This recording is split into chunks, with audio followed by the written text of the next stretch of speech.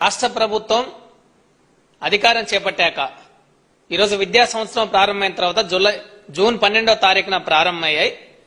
ప్రభుత్వం ఈ మధ్య ఈ రాష్ట్రంలోనే 3500 ప్రభుత్వ ఉన్నత పాఠశాలల్లో విద్యార్థులకి ల్యాబ్ సౌకర్యం, కంప్యూటర్ ల్యాబ్ సౌకర్యం కోసం సుమారు 27,672 ల్యాప్టాప్లని సేకరణ చేయాలని చెప్పేసి కూటమి ప్రభుత్వం చంద్రబాబు సర్కారు భావించింది.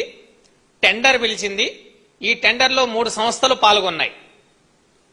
ఒకటి షాన్బే సంస్థ, రెండోది సెల్కామ్ సంస్థ, మూడోది ది జిగ్మా ఎంటర్ప్రైజెస్ ఇండియా అనే సంస్థ. 3 సంస్థలు పాల్గొన్నాయి.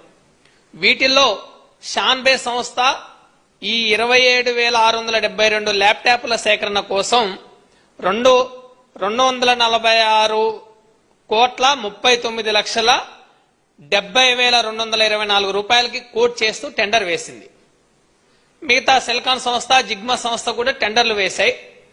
ఈ 3 సంస్థలతో పాటు ఈ 3 సంస్థల్లో ఏదైతే తక్కువ రేటుకి వేశారో 246 కోట్ల రూపాయలకి ల్యాప్టాప్లు అందిస్తామని ఇచ్చిన సంస్థ ఏదైతే ఉందో ఆ సంస్థకి టెండర్ 70% కట్టబెట్టారు.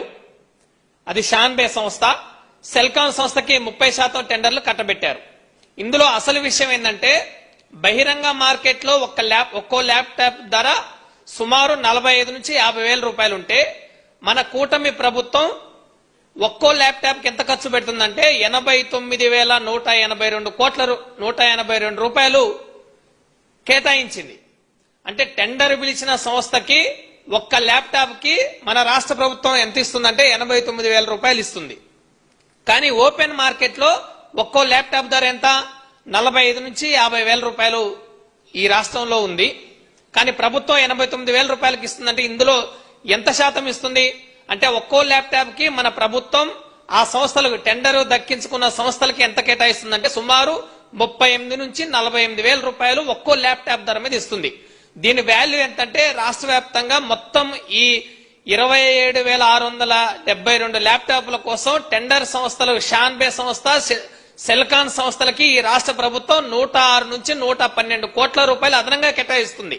ఈ అదనంగా కేటాయించేది మొత్తం ఇందులో ఎంత చేతులు మారుతా ఉన్నాయి, ఎందుకు బహిరంగ మార్కెట్ లో 45 నుంచి 50,000 రూపాయలు ఒక్కో ల్యాప్టాప్ ధర ఉంటే ఈ రాష్ట్ర ప్రభుత్వం కూటమి ప్రభుత్వం ఒక్క ల్యాప్టాప్ కి అదనంగా 40,000 రూపాయలు టెండర్ సంస్థకి ఎందుకు ఇస్తుందని మా వైఎస్ఆర్సీపీ విద్యార్థి విభాగం తరఫున మేము ప్రశ్నిస్తా ఉన్నాం. ఇదే విషయం రాష్ట్రంలో అంటే అదనంగా ఈ కేటాయింపులు ఏదైతే చేస్తా ఉన్నారో ఈ చేస్తున్న కేటాయింపుల విషయాన్ని మనం ఒకసారి పరిశీలనలోకి వస్తే ఇది మేక్ ఇన్ ఇండియా సంస్థ.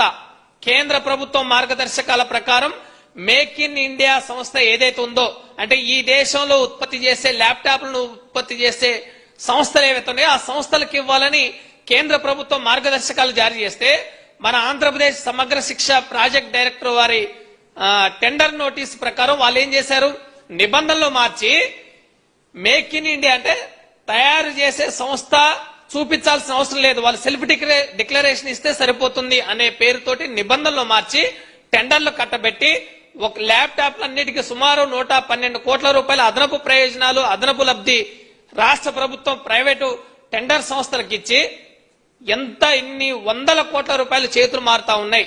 మేము ప్రశ్నిస్తా ఉన్నాం, అయ్యా నారా లోకేష్ గారు మీరు విద్యాశాఖ మంత్రి, ఈ మొత్తం ల్యాప్టాప్ల టెండర్ల విషయంలో గోల్మాల్ జరిగింది, ఇందులో మీకెంత వాటాలు అందాయి చెప్పాల్సిన అవసరం ఉందనేది మేము డిమాండ్ చేస్తున్నాం. ఇదే సంస్థ ఇదే మార్గదర్శకాల ప్రకారం చూస్తే అస్సాం విద్యాశాఖ వాళ్ళకి ఒక్కో ల్యాప్టాప్ కి ఎంత ఖర్చయింది, 38,000 రూపాయలు ఖర్చయింది. ఇది చాలా స్పష్టంగా కేంద్ర ప్రభుత్వం సారథ్యంలోని గవర్నమెంట్ ఈ మార్కెట్ ప్లేస్ జీఈఎం ద్వారా టెండర్ బిడ్ నెంబర్ జీఈఎం 2025/692048 ద్వారా టెండర్ నిర్వహించి HP Chromebook G1M 11 8GB RAM 32GB memory laptop ని ఒక్కొక్కటి 38,501 రూపాయలకి అస్సాం విద్యాశాఖ సేకరిస్తే ఇదే సమగ్ర శిక్ష మన ఆంధ్రప్రదేశ్ రాష్ట్ర సమగ్ర శిక్ష ద్వారా ఇదే HP chrome zone G1M 8GB RAM 64GB మెమరీకి ల్యాప్టాప్లని 246 కోట్ల రూపాయలకు సరఫరా చేసే విధంగా కాంట్రాక్టర్ కి ప్రభుత్వం అప్పచెప్పింది.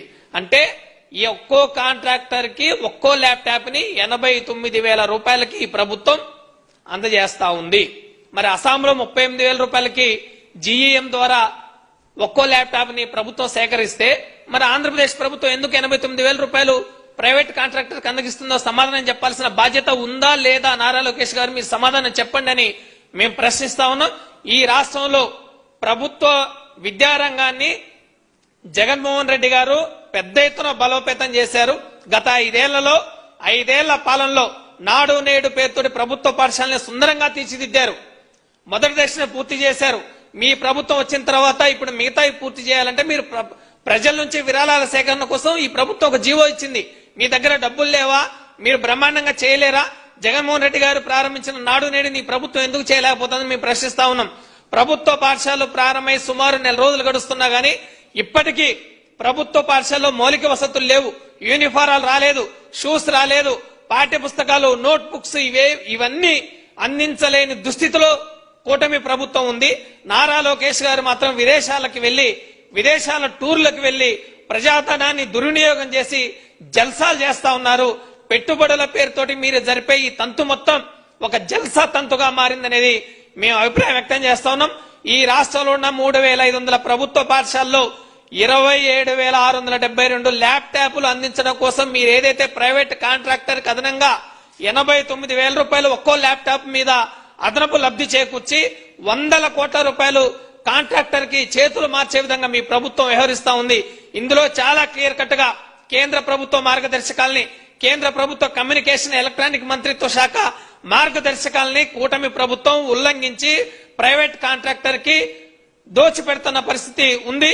ఇందులో విద్యాశాఖ మంత్రికి, ఇతర మంత్రులకి, అధికారులకి ఎంత వాటాలు అందాయో చెప్పాల్సిన బాధ్యత ఉందని మరోసారి మేము పునరుద్ఘాటిస్తూ బలోపేతం జగన్మోహన్ రెడ్డి గారు ఏ విధంగా ప్రభుత్వ పాఠశాలను బలోపేతం చేశారో మీ ప్రభుత్వం వచ్చిన తర్వాత బైలింగ్వల్ డిక్షనరీలు లేవు, ఆంగ్ల మాధ్యమాన్ని ఎత్తేశారు. ప్రభుత్వ పాఠశాలలో కనీస వస్తువులను అందించే దుస్థితి ఈ రాష్ట్రంలో లేదు. అందుకనే మీరు చేస్తున్న ఈ కార్యక్రమం ఏదైతే ఉందో ల్యాప్టాప్ల సేకరణ కార్యక్రమం మొత్తం అవినీతి అక్రమాలతో కూడుకొని ఉంది. మీ ప్రభుత్వానికి చిత్తశుద్ధి ఉంటే సిబిఐ విచారణ దీని మీద కూడా జరిపించండి అని మేము డిమాండ్ చేస్తూ ఈ ల్యాప్టాప్ల టెండర్ల విషయంలో గోల్మాల్ అయిన నిధుల్ని మీరు తక్షణమే ఆపాలి, మీరు ఎంక్వైరీ నిర్వహించాలి, విద్యార్థులకు మెరుగైన నాణ్యమైన విద్యని అందించాలి, ప్రభుత్వ పాఠశాలని బలోపేతం చేయాలని మేము డిమాండ్ చేస్తా ఉన్నాం. ఇందులో జరిగిన అవినీతి అక్రమాల మీద మేము పెద్ద ఎత్తున పోరాటం చేస్తాం. మా వైఎస్ఆర్సీపీ విద్యార్థి విభాగం ఆధ్వర్యంలో జగన్మోహన్ రెడ్డి గారి సూచనల మేరకు రాష్ట్ర వ్యాప్తంగా జరుగుతున్న ఈ కార్యక్రమాల విషయంలో మేము ప్రభుత్వాన్ని నిలదీసి బుద్ధి చెప్పే విధంగా వ్యవహరిస్తామని సందర్భంగా తెలియజేస్తా ఉన్నాం.